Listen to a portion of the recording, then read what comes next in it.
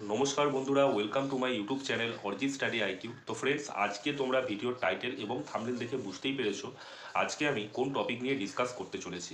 Video শুরু করার আগে একটাই রিকোয়েস্ট করব, যারা যারা চ্যানেলে নতুন তারা অবশ্যই ভিডিওটিতে একটা লাইক করবে, চ্যানেলটিকে সাবস্ক্রাইব করবে।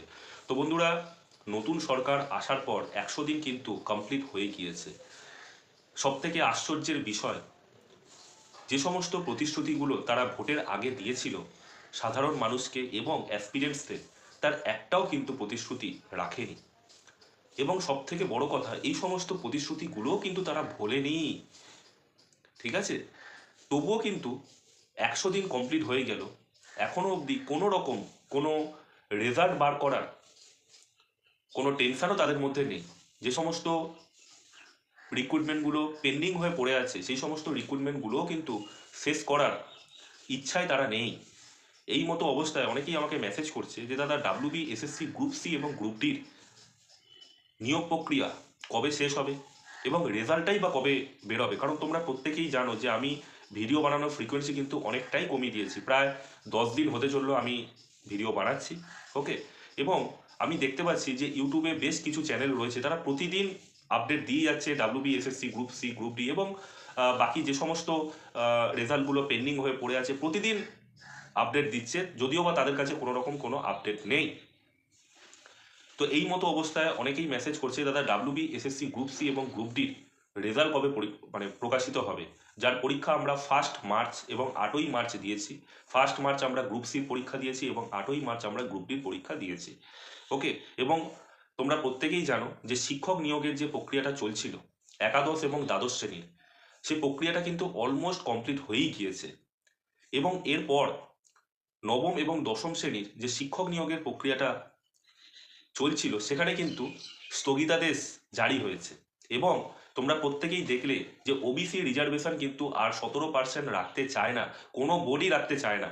মানে বলতে গেলে রাজ্য সরকার রাখতে চায় না। কারণ আগের সরকারের আমলে, টিএমসি সরকারের আমলে যে সমস্ত মুসলিমরা ছিল তারা তো ওবিসি এ ক্যাটাগরির মধ্যে পড়তো। তো মুসলিম ক্যাটাগরি ক্যান্ডিডেটসকে কিন্তু আর বেশি সুযোগ সুবিধা রাজ্য সরকার দিতে চায় না, এটুকু আমি মোটামুটি একটা বুঝলাম। এবং তোমরা কি বুঝেছো তোমরা নিচে কমেন্ট সেকশনে জানাতে পারো। ঠিক আছে, তো এই মতো অবস্থায় একাদশ এবং দ্বাদশ শ্রেণীর নিয়োগ প্রক্রিয়া কিন্তু অলমোস্ট কমপ্লিট। এবং এই মতো অবস্থায় 17% থেকে 7% যদি রিজার্ভেশন ওবিসি ক্যাটাগরিতে রাখা হয়, তো সেক্ষেত্রে যারা চাকরি পেয়ে বসে আছে তাদেরও কিন্তু চাকরি চলে যাওয়ার সম্ভাবনা রয়েছে। আমি শুধু ভাবছি তাদের মনের অবস্থাটা কি হবে। ঠিক আছে, এবং নবম এবং দশম শ্রেণীর যে প্রসেসটা কমপ্লিট হওয়ার কথা ছিল সেখানেও কিন্তু স্থগিতাদেশ জারি করা হয়েছে। ওকে, এবং তোমরা প্রত্যেকেই জানো যে শিক্ষক নিয়োগের প্রক্রিয়া যদি পুরোপুরিভাবে কমপ্লিট না হয় তাহলে কিন্তু ডাব্লিউবি, এসএসসি গ্রুপ সি এবং গ্রুপ ডির নিয়োগ প্রক্রিয়াও কিন্তু কমপ্লিট হতে অনেকটাই টাইম লেগে যাবে। তবুও কিন্তু বারবার আমি দেখতে পাচ্ছি ইউটিউবে বেশ কিছু চ্যানেল বলছে, এবং আমি ফেসবুকেও দেখতে পাচ্ছি প্রত্যেকে প্রতিনিয়ত ভিডিও বানাচ্ছে যে সেপ্টেম্বর মাসে ডাব্লিউবি, এসএসসি গ্রুপ সি এবং গ্রুপ ডির রেজাল্ট প্রকাশিত হবে, পুজোর আগেই ইন্টারভিউ হবে। তো বিভিন্ন রকম ভিডিও আমি দেখছি, তাই অনেকেই পাজেল হয়ে যাচ্ছে।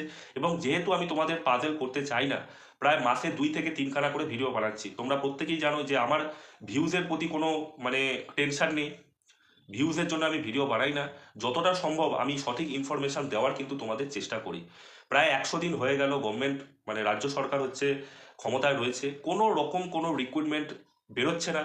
পিএসসি যে সমস্ত ইন্ডিকেটিভ অ্যাডভার্টাইজমেন্টগুলো বেরোনোর কথা, সেই সমস্ত ইন্ডিকেটিভ অ্যাডভার্টাইজমেন্টগুলোরও কোনো পাত্তা নেই।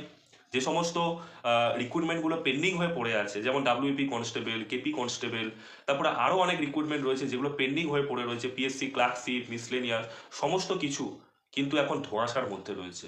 এবং তার সাথে নতুন সংযোজন হয়েছে এই যে নবম এবং দশম শ্রেণীর যে শিক্ষক নিয়োগের প্রক্রিয়া, সেখানে কিন্তু স্থগিতাদেশ করা হয়েছে। মানুষকে এরা কতটা যে পাজেল করবে সেটাই হচ্ছে আমরা ভাবছি। ভোটের আগে একরকম কথা, ভোটের পরে কিন্তু একরকম কথা। তোমরা ভাবলেও বিশ্বাস করতে পারবে না যে অ্যাসপিরেন্টসদের কতটা এরা বোকা বানিয়েছে। আমরা প্রায় 100 দিন ধরে ওয়েট করছি, আমরা শুধুমাত্র এটা ভেবে ভেবে আমাদের দিন কাটছে যে নিয়োগ প্রক্রিয়া কবে পুরোপুরিভাবে কমপ্লিট হবে, নতুন নিয়োগের বিজ্ঞপ্তি কবে প্রকাশিত হবে, এটাই কিন্তু আমরা বেঁচে আছি।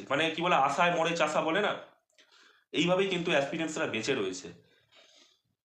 আর প্রতিদিন আমরা নতুন নতুন গল্পের ক্লাইম্যাক্স শুনছি। কখনো শুনতে পাচ্ছি যে গ্রুপ সি এবং গ্রুপ ডির নিয়োগ প্রক্রিয়া, শিক্ষক নিয়োগের প্রক্রিয়া হয়ে গেলে কমপ্লিট হবে। আবার কখনো এরা বলছে যে 17% থেকে 7% হবে। মানে নিজেরাই কনফিউজড, মানে রাজ্য সরকার নিজেরাই কনফিউজড। প্রথমে বলছে যে পুরনো যে সমস্ত রিক্রুটমেন্টগুলো ছিল সেটা 17% হয়েই হবে, তারপরে আবার সেটাকে 7% করছে। এর ফলে কি হবে? এর ফলে দেখবে একটা কেস হবে। যারা ওবিসি সম্প্রদায় রয়েছে তারা কিন্তু, এদের মধ্যে কিছু ক্যান্ডিডেট থাকবে যারা কেস করে দেবে যে আমরা চাকরি পেয়ে গিয়েছি, তাও আমাদের চাকরি চলে যাচ্ছে, যেহেতু নতুন রাজ্য সরকার এসে 7% ওবিসি রিজার্ভেশন করেছে, তাই আমাদের চাকরি চলে যাচ্ছে, আমরা চাকরি পেয়েও চাকরি পাচ্ছি না। এটা নিয়ে দেখবে কোর্টে একটা কেস হবে। এটা কিন্তু রাজ্য সরকার চায়, নতুন রাজ্য সরকার চায় যে কোর্টে কেস হোক, স্টে অর্ডার জারি হয়ে যাবে, তারপরে হচ্ছে কেস চলতে থাকবে বা কেস চলতে থাকবে, এইরকম একটা সিচুয়েশন কিন্তু রাজ্য সরকার চায়। এই মতো অবস্থায় আমি তোমাদের প্রত্যেকের উদ্দেশ্যে একটাই কথা বলছি যে আওয়াজ তোলো। এখন কোনো রকম কোনো পার্টির সাথে হাত না মিলিয়ে তুমি যদি অ্যাসপিরেন্স হয়ে থাকো, আওয়াজ তোলো। যদি তোমরা পারো তো বিভিন্ন জায়গা থেকে মুখ্যমন্ত্রীকে ট্যাগ করতে পারো, শিক্ষামন্ত্রীকে ট্যাগ করতে পারো। হ্যাঁ, তোমরা ফেসবুকে ভিডিও বানিয়ে তোমরা প্রত্যেকেই রিকোয়েস্ট করতে পারো ওনাদেরকে ট্যাগ করে। এইভাবে আওয়াজ তোলো। চুপচাপ বাড়িতে বসে থাকলে কিন্তু কিছুই হবে না। এবং প্রত্যেকে, এবং যে সমস্ত ইউটিউবাররা রয়েছে তারা প্রতিদিন নতুন নতুন ভিডিও বানাচ্ছে। আজকে হলো না রেজাল্ট, পরশু দিন হবে, পরের সপ্তাহে হবে, এই মাসে হলো না তো পরের মাসে হবে, এইভাবে কিন্তু চলতেই আছে, আমি দেখতে পাচ্ছি। তো এতে কিন্তু আরো বেশি করে তোমাদের মধ্যে কিন্তু বিভ্রান্তি হচ্ছে। তাই বলছি এই ধরনের বিভ্রান্তিতে তোমরা প্লিজ পড়ে থেকো না, অফিসিয়াল ওয়েবসাইটকে তোমরা খেয়াল রাখো এবং বেশি বেশি করে মেল করতে থাকো তাদেরকে, এবং যতটা সম্ভব পারো তাদেরকে ট্যাগ করার চেষ্টা করো। ঠিক আছে?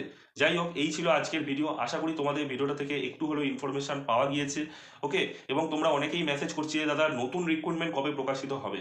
তোমাদের কিন্তু আমি আগেই বলে দিয়েছিলাম যে দেখো, যতদিন না পর্যন্ত পুরসভার ভোট কমপ্লিট হচ্ছে ততদিন পর্যন্ত নতুন রিক্রুটমেন্ট হওয়ার কোনো রকম কোনো সম্ভাবনা নেই। তাই তোমরা এখন থেকে প্রিপারেশন নিতে থাকো। নতুন রিক্রুটমেন্ট আমার মনে হয় না এই বছর প্রকাশিত হবে বলে। ঠিক আছে? তো ফ্রেন্ডস, এই ছিল আজকের ভিডিও। আশা করি তোমাদের ভিডিওটা খুব ভালো লেগেছে। তো চলো দেখা হচ্ছে নেক্সট ভিডিওতে। তোমাদের কি মতামত তোমরা নিচে কমেন্ট সেকশনে জানাতে পারো। তো চলো দেখা হচ্ছে নেক্সট ভিডিও।